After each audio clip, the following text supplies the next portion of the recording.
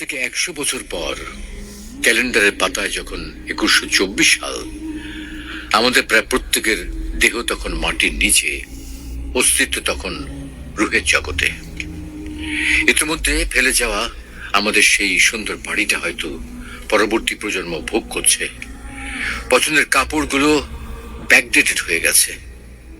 শখের গাড়িটা হয়তো অন্য কেউ চালাচ্ছে, আর আমায় খুব কম জনই স্মরণে রেখেছে, হয়তো হয়তো কেউ ভাবেও না। হাতে তাদের সময় নেই, যাদের জন্য এত কিছু করতে করতে নিজের জীবনটাই শেষ করে দিয়েছিলাম। আচ্ছা আচ্ছা, বাস্তবতার এই জীবনে আপনি আপনার দাদার দাদাকে কতবার স্মরণ করেন? আপনার দাদির দাদির কথা আপনি কখনো কি আপনার মনে পড়ে? পৃথিবীর বুকে আজকে এই বেঁচে থাকা, এত হইচই, এত মায়া কান্না এভাবেই চলছে। গত হওয়া অসংখ্য প্রজন্মকে টপকে আমরা এই জীবন লাভ করেছি। তেমনি ভাবে আগামীতে অসংখ্য প্রজন্মের ভিড়ে হারিয়ে যাবে আমাদের এই জীবন।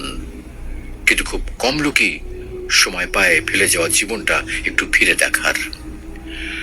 বাস্তবতা হচ্ছে এই জীবনটা আমাদের কল্পনার চেয়েও অনেক অনেক ছোট।